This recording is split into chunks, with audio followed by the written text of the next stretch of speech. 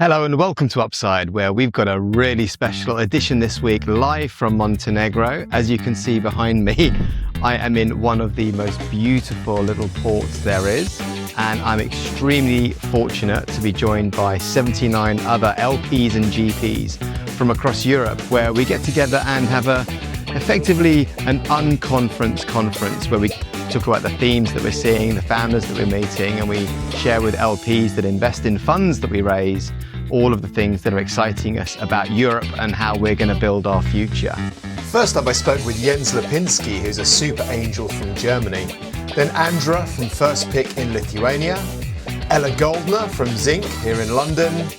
Mike Reiner from 432 Legacy in the Netherlands. And last but not least, Dave Haynes from FOV. If you had to invest every penny you have in the bank, every fund you've ever raised, whatever the number is, if you had to back one thing in Europe, one sector, one business, one founder type, one something, what would you back and why? I am backing companies across the entire AI stack. And the reason is that there are companies that are technically amazing at all of it, literally all of it. So you have on the money transfer side, we've got amazing companies. We've got companies that are so good at building training environments for AI. We've got companies that are so brilliant at, basically making AI work in very large enterprises. It's just wherever you look, you've got amazing talent building amazing things around AI everywhere. How would you kind of define the European opportunity side of that? Because anybody that countered that would say, well, the Americans can do that, the Chinese can do that, and they've got the edge on us. So what is it in Europe that you would, maybe there's a niche or a very specific way of thinking around what you've just said as the investment space? What is the European opportunity in there, do you think? I think that the way in which very large investors think about the United States and Europe is it's actually one investment continuum. They're not separate continents. I think China is very different from the US and Europe, right? India is very different. Other large countries are very different. They're quite separate. But with a free democracy and free commerce in North America, so Canada, United States, and the European countries, actually quite closely linked. And I don't think that there is a separate opportunity for Europe versus the US. I think it's just part of one larger continuum. Do you think there's a sovereign angle at all? I mean, there are aspects of that. But if you think about how it works realistically, that on the AI side, it's dominated by chips made in America. The LLMs are pretty much all of them that we use are made in America. The hyperscalers that they sit on from America. You open your laptop to access that. That's made in America. The operating systems are made in America. Then you go to the operating layer on top of that. You're probably on the Google stack as an investor. That's made in America. All of it is made over there. So that the whole notion that we can be our own sovereign anything without them is really a fantasy. Now, having said that, there are obviously elements where it makes sense from a security perspective when you go to the military and things like that. But then the Bundeswehr is on the Google stack partially. The Americans can switch off our planes if they want to, the ones that we just bought, right? So it's just, look, I think there are elements where you can say we want to have that under control, and I think that's fine and good. And then they can say, well, maybe in the future we want to have more under control. And I think that's also all fine and good. And we should do that. But meanwhile, being grounded in reality, we just have to say we're part of one continuum. We're all in NATO, we're allies. We work together. So let's make money together. And on the investing side, we have to invest together. The Americans have got far more money than us. They have got the stock markets. They have got a lot of the technology elements. So we need to play with them. And then the opportunity is to not be bent on Europe, but to actually say we're starting here. And then as we grow up, we'll play a lot with the Americans. And that's the way I think it's, if you try to think against that right now, I think that's not a fruitful thing to do. How do you reconcile that with the wealth creation piece in Europe and Yes. the recycling in Europe? I think wealth creation in Europe is highly misunderstood. We talk a lot about wealth redistribution and wealth taxes and things like that. And if you think about it, what we want is we don't want to take wealth away from people. We want to enable everybody to build up wealth and become very wealthy. We want to do the exact opposite of that. And for example, the German pension system is structured in such a way that it makes everybody poor. It prevents everybody from building up wealth. And there are similar pension systems in other countries. And what we want to do is we want to gradually replace that with pension systems that enable people to build up a lot of wealth over time and then pass that on to their children and pass it on to all of the children in Europe or in a country, but not to politicians. I think politicians are not asset allocators. I think politicians are largely asset wasters, right? So what we want to do is give money to all the children in the world, but not to politicians. So that's the one thing I'm quite keen on. I think that's how I think about that. So I think we need to invest far more into, or we need to think about how we structure everything so that we can all build wealth and everybody should have the opportunity to become wealthy independently and structure their lives in a fulfilling way. One sideways question, last one. If there was one thing that you could change about the European ecosystem that we live in, what would that one thing be? So if it's a question that's related to policy or politics? Doesn't matter. It could be anything. There's something that would affect our ecosystem. It could be the macro. It could be something very micro. It could be something very specific in a niche. It could be, what would be the one thing that you would focus on? So I tell you what I wouldn't change, and then I'll tell you what I would change. So I think actually culturally, the investors, the VCs and so forth who are active in Europe have completely arrived in the modern era. I think all of the founders are there as well. I think the people have completely arrived, and I wouldn't change anything about that. I think it's all wonderful as it is. I think that's all good and fine. I think what I would change is how the fabric that we work with works. Meaning the companies that we have to invest into. We don't have an EU Inc. yet. Hopefully it will be great. The capital that the pension funds, the insurance companies and so forth, all the limitations that they have to invest in our asset class, I would make all of that go away. And then the stock markets and how they work so that we can put companies public there in Europe. So you could just say, what changed the fundamentals of how money flows through the system and into the hands of founders. So my name is Andra. I'm a GP at First Pick. We're a first check investor for Baltic founders. Investing since 2022, pre-seed and inception, generalist strategy. That's it in a nutshell. That's it in a nutshell, loving it. And we are in glorious, obviously there's no video, but we've got this incredible vista of inlet oceans and, well, not quite mountains, but hills and sunshine. It's absolutely bloody beautiful. And what I want to explore with you was all your fund money, all of your personal money has to go into one business, startup, founder type thing in Europe. What would be your last bet? Oof, that's a big question. But I have to admit that probably I wouldn't deviate too much from what we're doing right now because I really believe in the strategy and I think that we have incredible people coming out of the Baltics and the Baltic region. But in general, if I think about venture today, I'm mostly excited about the AI opportunity.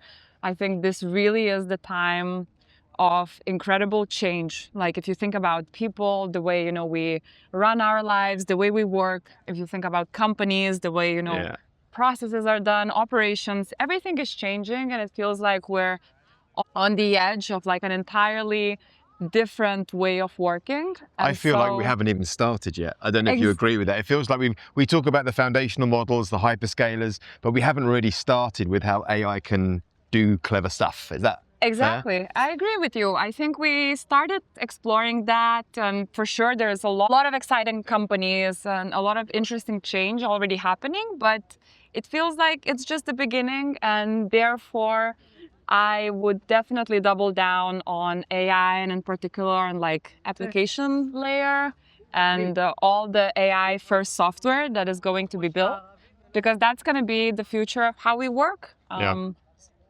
In every sector, in every aspect of the economy, it's just inevitable. This is how I feel. Any specific niche or flavor or anything that you've got your eye on? In general, I'm mostly excited about AI modernizing the traditional businesses. I come from Lithuania and what's Lithuania famous for? Is there manufacturing or industry? There's manufacturing, there's laser technology, of course, food and beverages. But is there a particular famous bit? No, nothing particularly special. That stands out particularly, no. But in general, we have a lot of traditional businesses, like SMB-sized companies, I don't know, in the logistics space or manufacturing, that are still being run in the old style way of doing business. Yeah. Even if you think about like some, more modern like ERP systems, they're not there yet.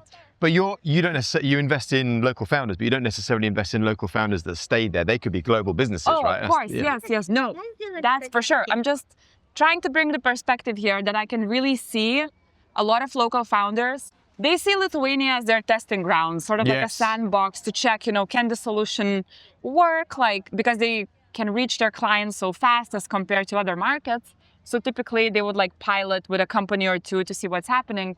And I can tell that especially in the more traditional business space, the way those companies are run is nothing like the way you and I do work, Yeah. They don't think about agentic yet. They rely on Excels, they rely on old systems, legacy systems. And I believe that there are so many more companies like that across Europe. Yeah.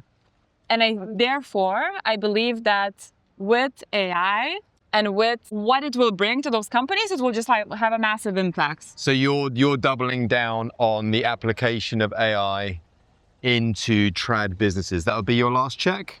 Yeah, I think so. It will take time for sure. Yeah. It will not be, a rocket ship that will fly to the stratosphere tomorrow. But this is where a lot of the opportunity lies, because there's just so much that can be so much to changed, do. digitized, modernized, and adapted to, the current realities. That's my very, maybe like, not like a rocket ship idea. I bet that's I where the think- money's made, right? It's made in these moments in time where you have these very trad businesses, quite boring, unsexy things that are going to be transformed. Yes, Thank exactly. you so much. Thank you.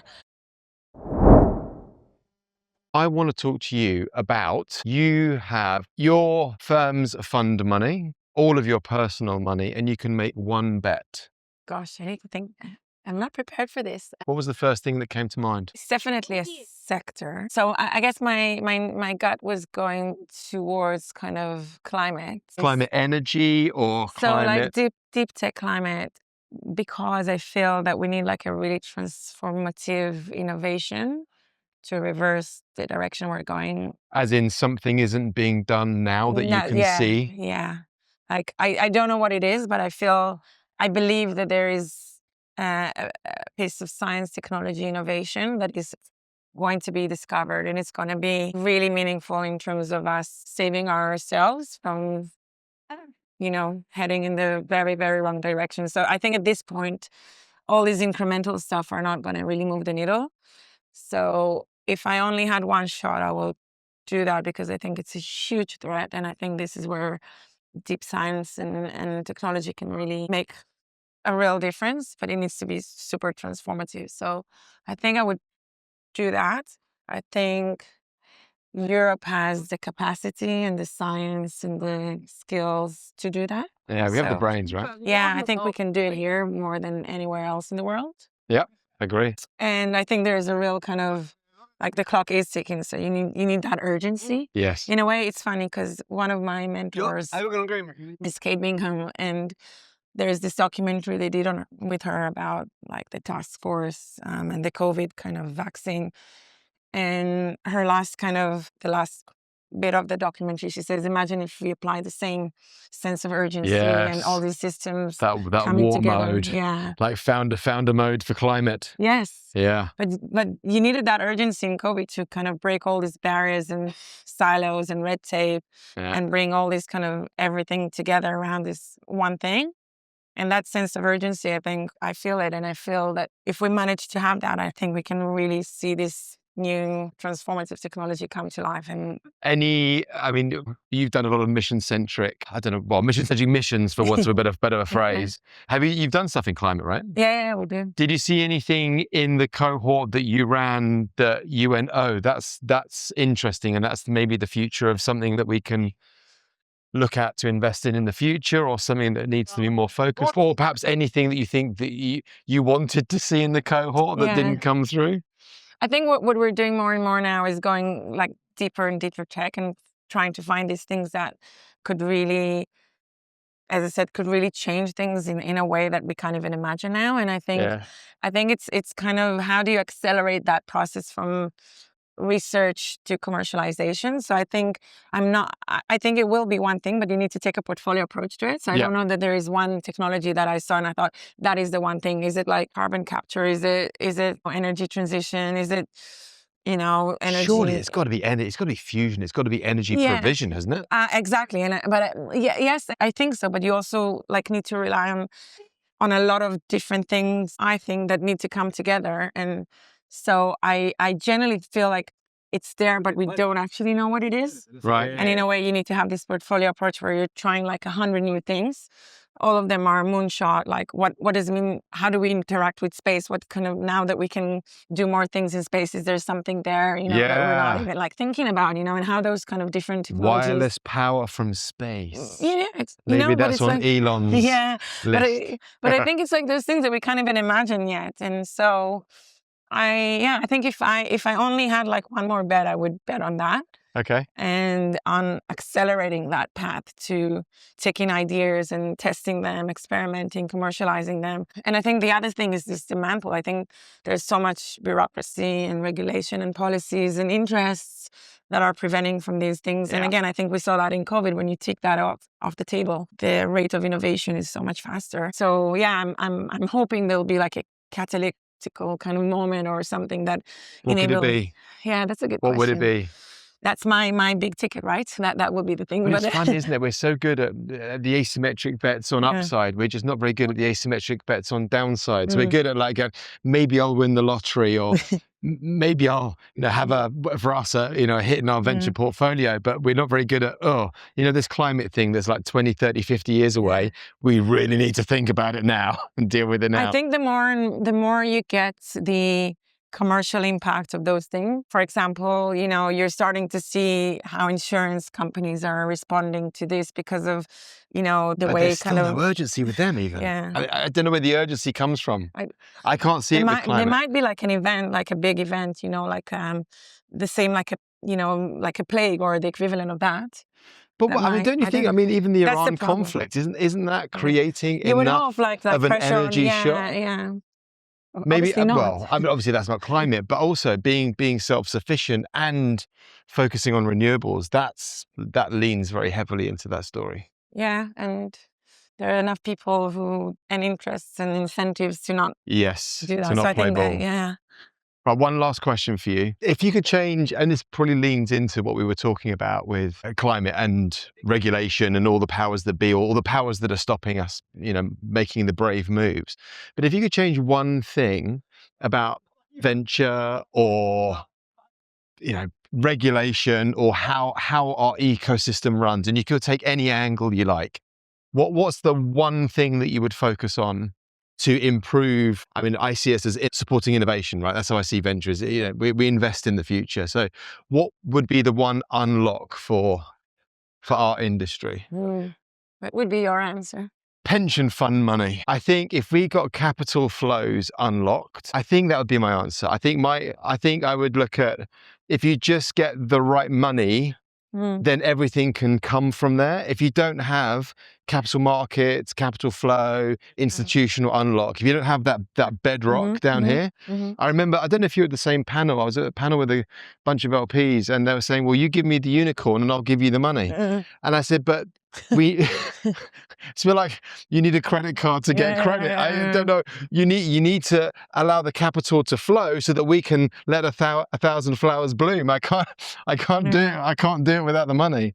So I think to me, it's about unlocking pension capital, institutional capital markets. We can't keep bloody going over to the States to list, right? So I think that would be my answer. Interesting. I think I'm looking at it probably from the other side of things. It's on the talent side and it might be controversial, but how do we give people the ambition and the sense that it is possible for them to build those kind of companies and that level of innovation and risk taking? I feel we're still, on a whole, we're not embracing that. In Europe or globally? In Europe, I think. No, I'm talking Europe now. Europe and UK, I think it's still not a very straightforward, acceptable mindset to say, I'm going to build. And again, not because you want to be like a founder and you want to be rich, but actually from a deep kind of A purpose sense. purpose. Yeah. Right, You're all like, right, I got want it. to build the next thing that is going to change the world. And and I believe I can do that. And I'm not going to stop. And you build from that kind of level of ambition at the Interesting. outset. I feel like I've always thought that, okay, Europeans don't shout like the Yanks. We don't have that rah, rah, sell, do the deal spirit, but there seems to be more of a quiet tenacity. And we obviously we have the smarts, and nobody would Yeah. argue against that.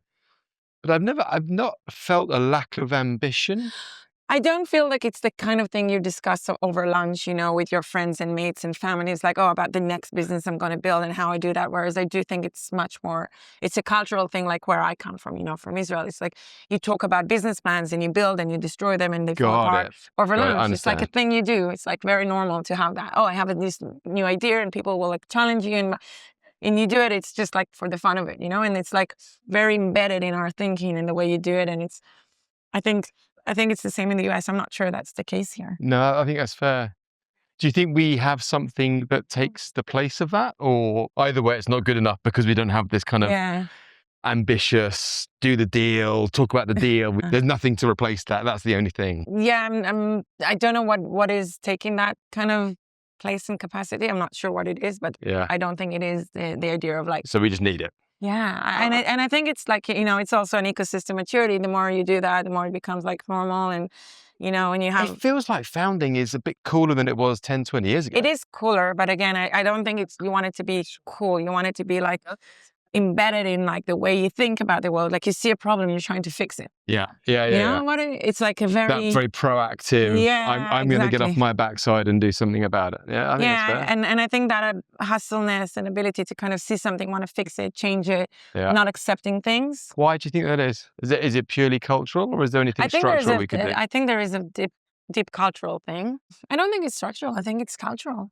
And the reason I said that is if tomorrow we woke up and there were all of these people that were famous, that were on the news, and that were successful founders, and they're from Europe, and we were celebrating them, do you think that would draw up others, or do you think culturally we just don't have that mindset? I think if they were there and they were like working, mentoring, investing, creating like the networks, encouraging people to think that way, I think that's how cultures change, is by like having people catalyzing that and, you know, kindling that. And it's not like a one day something changes, right? No, So, but how do we accelerate it? I think it's by definitely bringing this to more like awareness and, you know, school kids being, where there are some initiatives where you kind of help them think through, okay, how do you solve a problem? How do we start like playing with things? You know, I do think AI is an enabler for that. If you start kind of thinking with kids, okay, how do you solve, you see a problem, how do you use AI to solve it? So you're getting them into this problem solving mindset. It's because entrepreneurship for me, it's like, that's why I say it's not about being a founder and that's cool. It's about like problem solving mindset. It's like, I see a problem, I want to fix it. I feel empowered to do that. Yeah. And I don't want to do it just for myself. I believe there are lots of other people who have the same problem, assuming that's true. Then that's like a huge opportunity, right? Yeah. And it's like, how do you build that into people's like behaviors from very, so maybe that's the thing. If you could do that from kind of school age, I think you can create a cultural shift where it's like, that's how people think and behave and feel empowered to do.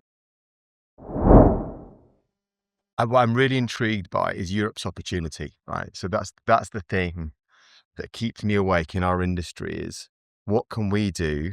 We've got the Chinese and everything that we know that's going on there. We've got the Americans that have been doing this for decades, right? And we're still playing catch up. It feels like there's a European opportunity. So what do you think is the one thing, if you had to invest all of your personal money, all of your fund money, one bet, what would that be? I think from a business point of view, it would be now at the intersection of physical AI, like the software layers around it, specifically around safety. So a huge problem in robotics is humans in the loop. So you see this in warehouses, you see this in a lot of environments where it's either caged, where the robots like are separate from humans, or it's heavily slowed down because there's a safety issue otherwise with humans engaging with robots. And you see now a massive explosion of like more and more different kind of robots in all kinds of environments. So this is a huge problem, it needs to be saved. And in fact, it's around 11% of revenue that's lost currently to a company due to this problem alone. So this is right now, if you ask me one bet, given the trend and the huge explosion there, that's one bet I would make. And where did that come from? Was there a particular thing that you've seen or what? We made a value chain analysis. So we've built this technology internally where we did a value chain analysis, in this case, of the physical AI space. And that was one of our key findings of a huge gap there still. And that is the reason why we actively looked for a company. And then like we found one that we invested in. They use ultra wideband to detect people through walls and they have a multi-sensor platform. They're now talking to OEMs. So they're one of the best ones we could find. They're Switzerland-based, actually. Yeah. And now we look for others in the space that fill that gap. So that's, and we're heavily doubling down on that. So if I would make one bet, that's the reason why I would make that from, let's say, a venture return perspective in the future and a huge trend that's leveraged. Yeah. That is also impactful because it's also inherently about the safety of people and like how to do this properly. So this is where it feels like a bet that checks all the boxes that are important to me. And you have, I don't know if you want to talk about this, but you have this very clever system of looking for future trends and future themes to invest in. I don't know if you ever used it in a way where it's maybe brought something up that you weren't expecting or a theme you went, oh, didn't think about that one. Have you ever had that as an experience, right? Yes, for sure. I'm just thinking now, like what are good examples? So, well, we did a value chain analysis on, for instance, data centers. Yeah, we would just try to understand like what currently is like the data center build out is a huge like bottleneck for just supply for AI growth, and we suspected that there was actually like a huge supply gap in data centers alone, but like looking underneath, the biggest gap was actually transistors and specific hardware, where in the supply chain was just not enough. And it was so like, there's so many parties that want to build data centers and they're also like dependent on like specific suppliers that just cannot supply, in this case, transformers and very specific hardware, right? So then when you look at the numbers, you quickly realize, like, even though a lot of money is allocated in areas where you could like do massive scale and build out, if we don't like scale up, you can't build the thing. You're heavily dependent. Because everyone's, I guess, is so fixated on energy and how you're going to cool it, how you're going to get the energy to it. But what you're saying is there's a whole bunch of other stuff that can't be served. I could give you a completely different example because our tech partner got that question from an acquaintance who has a big whiskey production company, and he ran a value chain analysis for him as like basically a favor. And what appeared there is there was a huge shortage back in the days, barrels. So the question was like how to grow the whiskey business, and he thought initially very much in a go-to-market sense. And then it was clear that there was a huge bottleneck in barrels because there were a few providers who had like basically years in advance were completely sold out. So in order to grow his business the way he wanted to, the conclusion was actually he had to acquire like one of those barrel providers to be able to get access to this. Otherwise, he wasn't able to like scale the demand. Also, when you look at supply chain, where you realize where the constraints are that are really interesting, So that's just like, so yeah, and that's the way we now look at venture, to really figure out like where are the supply constraints, where there's huge demand, little supply, there's like some bottleneck. Anyway, and there's so many other examples, like also in cybersecurity. But I think then that's going to be a big one. My thesis is that we're going to see a lot more cyber in Europe, as in there's going to be so much more challenging tech to come to deal with. But it's a really, really tough one because with cyber now, the question is, what are the big model providers going to bake in? With cybersecurity, I think the challenge is where the edge cases to build big companies. So one that I'm heavily convinced of, like we made a bet, firmware security, I think it's a huge one. Don't know them. So Binary is the name, but it's like firmware security is a huge issue, right? Because it's on all kinds of devices, IoT everywhere. And like, and if that's not done properly, it's the weakest link every single time. So you said firmware security, didn't you? Yeah. So it's these kind of areas where we feel there's like enough opportunity to really build a huge company, because then all the others, like a lot of other stuff like prompt injection, all this, the model providers are gonna solve this, So it's a huge risk in investing in companies. Well, they may be bought early, but I feel like whether it's Anthropic, OpenAI, like Google, a lot of them are gonna bake in this kind of security. You see this already happening now. A lot of cybersecurity companies died, startups again, with the latest releases. Yes. Anthropic. So many have been crushed. It's tricky. What if you could change, if you were in the EU, if you were like in whatever, you're governing in Germany or Netherlands, wherever you are, what one thing would you ask the regulators or government or the ecosystem to change? What one thing would you focus on to change our industry for the better? It's a tough one because there's so many things obviously could go into the whole like data AI side of regulation, but it's a complex one because I don't believe in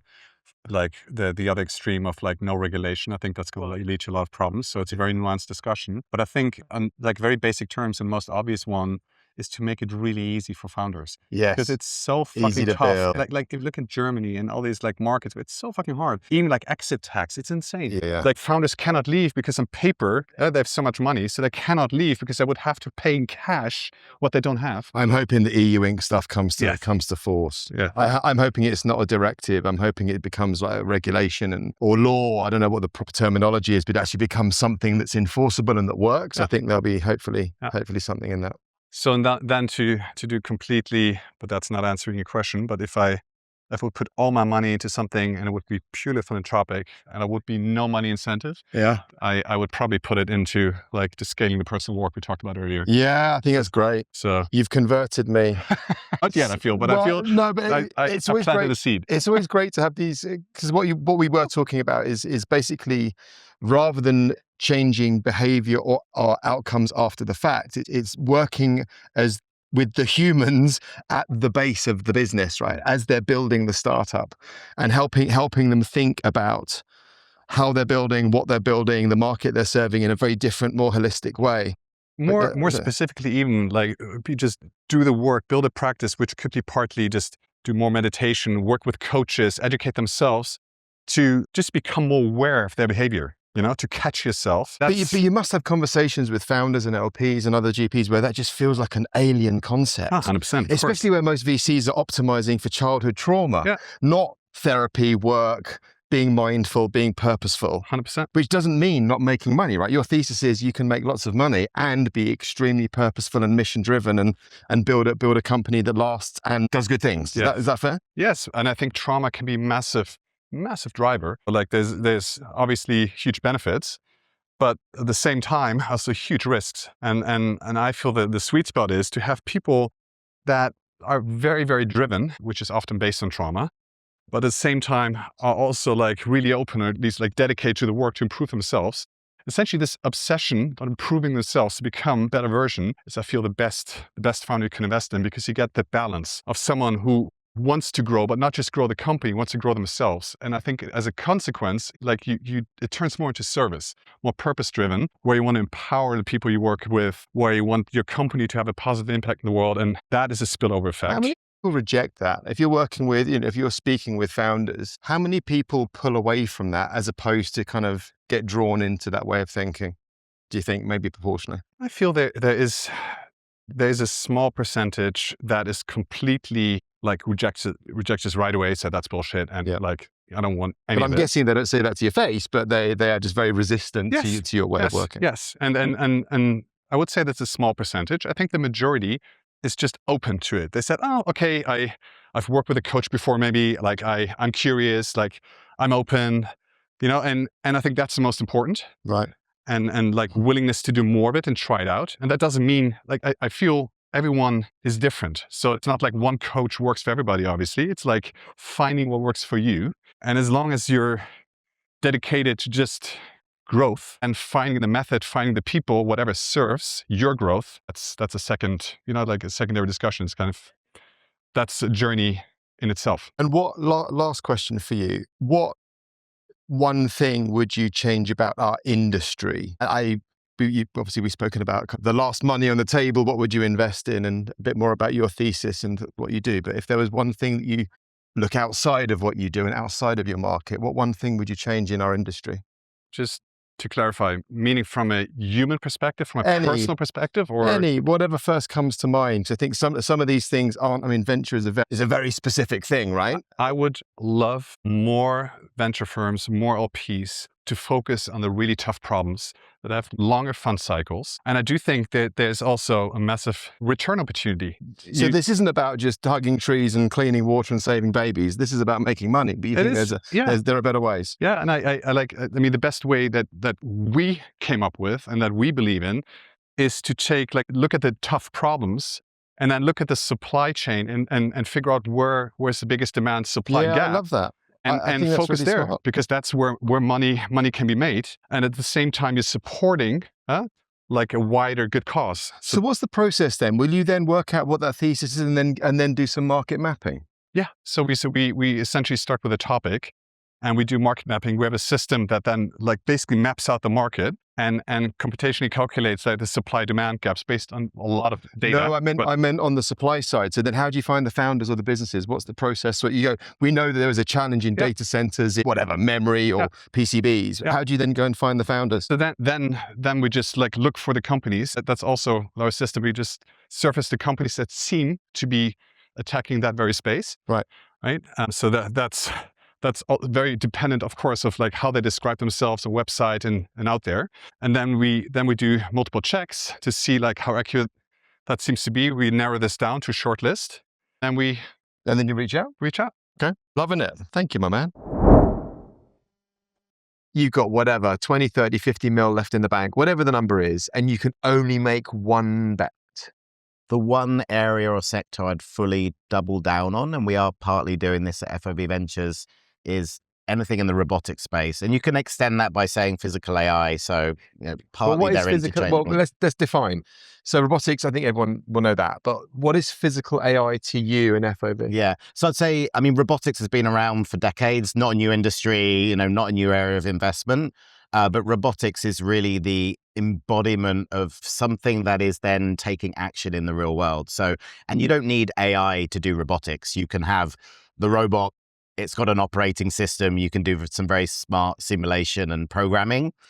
What's different when you pair robotics, like that's the kind of, the body, but then you need to pair it with the brains and the intelligence. And that's where something like physical AI is the unlock. So with an AI model that has understanding of the real world. So an LLM has great understanding of the internet of text and images and video. Physical AI, you are building a model that understands, the world. Like at the moment, we're sat here, I have a napkin. If I asked an LLM what would happen if I drop the napkin, it would understand that there's gravity and it's going to land on the table and could give me that in a text answer or maybe even recreate a video. A physical AI model or a world model would actually understand, how physics works and could give you a simulation of where exactly the napkin is going to fall. So if you have the robotics piece, which is the hardware, all of a sudden robotics becomes much more interesting and can be applied in many other situations as soon as you pair it with physical AI. Now, I think people think of those things interchangeably. Physical AI can have a lot of other applications that don't need a robot to drive it. So that's why I'd say they are different. And physical AI, as a fund, we've been doing a lot of stuff around like computer vision and sensors for a long time. And those all kind of come under the same bucket. So, and it is a bit of a buzzword. People say embodied AI or physical AI, but I think that gives you a rough idea. It's separating the kind of the body from the brains. So what would be your physical AI bet? Is there a space or a niche in there? Is there a refinement to physical AI for you as you've got your last chunk of money going down? Yeah. So I think, first of all, to zoom out a little bit, and then I'll come back to the question. For us, it's like, if you just look at the opportunity, if you think about the digital economy, Andreessen Horowitz are all about, software is eating the world. It kind of has mostly eaten the digital world, at least. Like think about it in GDP terms, if, rough numbers, let's say the digital economy is, say, 15 trillion, give or take a couple of trillion. If you look at the physical economy is then measured in 100 trillion. And digital has already disrupted that digital economy. So there'll still be money to be made there. We won't shy away from bits there, but all of a sudden this opportunity to come into this $100 trillion market is there. So hence I think it's worth the attention. So, but yeah, maybe come back to replay the previous question. And so I was just trying to see if for you there was a specific thing that's making you fizz. So physical AI, I get it. It's the space we invest in a very similar way. Yeah. It's that the layer that connects these hyper intelligent robotics and machinery into the real world. And there's a value layer there to be had. And it's the hard to digitize layer. That's the bit that you're talking about. The bit that hasn't been done yet. And I get that. Yeah. But is there, and there might not be, but is there something below that for you where there's a niche or a layer we go, that's the magic, that's the magic spot. Yeah. And maybe another dimension here is Europe. So the US can be doing that. The Chinese are obviously incredible at dark kitchens, dark factories, whatever they're doing incredible stuff with robotics and physical AI. But maybe there's another layer, which is the European angle or the European, where our opportunity is in Europe. Yeah, is there anything on your mind? Yeah, really good question. So again, we kind of break it down into 4 different areas as just a mental model. So the first is anything that's kind of the infrastructure and the hardware piece, but that includes not just the physical robots and how you manufacture them, but it also includes things like new sensors or using hyperspectral imaging to do this, or it could be, we just invested in a wireless power company, for example, called Willow. So if I'm going to be able to deploy more robots, I need to be able to more seamlessly charge them whilst they're in the field. So that's the kind of the hardware infrastructure piece. Now, I'd say in Europe, I mean, look at the deep tech ecosystem that we have. You know, there is a lot of GPs like focused on that deep tech area, like new developments that will help the hardware ultimately get better, smarter, lighter, cheaper, etc. So that's the first area. We don't want to do too much stuff there. I think as VC, you don't want to be overexposed to that kind of hardware layer, but there's some really exciting stuff happening. Moving up from that is the software layer, which is, you know, the operating systems, the full software stack that people have used for a long time in robotics and making that smarter. The next piece then is the intelligence layer that sits on that, and that is a lot of world models, like people building the things that we need to build brains. Like for a long time, we've had this data gap in order to train these physical models. Like you need to gather that real world data. Like we don't have the internet to train on, so you need to train on the real world. So anything like, again, those are purely kind of software businesses, very technical businesses. And then finally, you then get to the vertical applications, right? And that could be agriculture, health, even consumer. I know Outsized have been looking at a few consumer robotics bets recently, for example. So then it's picking out what's the best vertical. Now, if you think about all of those 4 areas, I think as a fund, we're not going to say, oh, we only do this piece or that piece. I think it's picking the right, like, diversified balance across those 4 areas and then thinking about where we thrive in Europe. So if I pick those apart, I think hardware and the kind of the infrastructure, like the novel stuff coming out of the deep tech space, I think Europe is a good place to be hunting for that. Look at the operating system stuff. You know, there's opportunities there. It's maybe less exciting because there's less new stuff. Go to the intelligence layer. That's the first challenge because obviously you have all of these huge labs like World Labs. You have all of the big robotics companies that are building their own world models. But then we have people like Jan LeCun, who's building Amy in Europe. So I think there's maybe a few plays in there. And yeah, I think maybe in Europe, that's where the vertical opportunities come more into play, right? And how do you find those? All of the headlines in robotics at the moment are the big rounds for physical intelligence, world models, like all of this money getting raised. And the capital there is probably going to flow to Europe. But in the kind of the boring real world, we need to like deploy this in industry. I think Europe has the edge. Like we have a labor shortage. We have like pull coming from end customers who are realizing that they can even modernize their existing kind of their robot 1.0 kind of solutions that they have. Like those can get smarter. But then what's exciting when you add the physical intelligence and you add the decreasing cost of hardware, all of a sudden you can start building solutions, robotic solutions and automation solutions for industries that it's never made sense to go and automate. And at the same time, you have all of the talent. It's moving on to a slightly different topic here. If I think about it in stages, you definitely have the robotics 1.0, where it's like, okay, well, it's capital intensive. You need to have a really good justification for building the solution. It's very expensive to deploy. That's kind of like the internet 1.0, right? And then in the internet, you move to web 2.0, where all of a sudden, actually, you don't need to buy your own servers. You don't need like 5 million capex to get going. You have the cloud, you have all these things. We're kind of going into the like robots like 2.0, where all of a sudden entrepreneurs, like we can give an entrepreneur a 500K check. They have all of the primitives that they need to go and automate away an entire industry. I don't think we're quite at the chat GPT moment. The hype is like, it's chat GPT for robotics. I think that's going to take another 5 years, but there's definitely the opportunity to, for some young kid coming out of, TUM or ETH or Imperial, just to, with their expertise in robotics, just go and take on an industry, I think.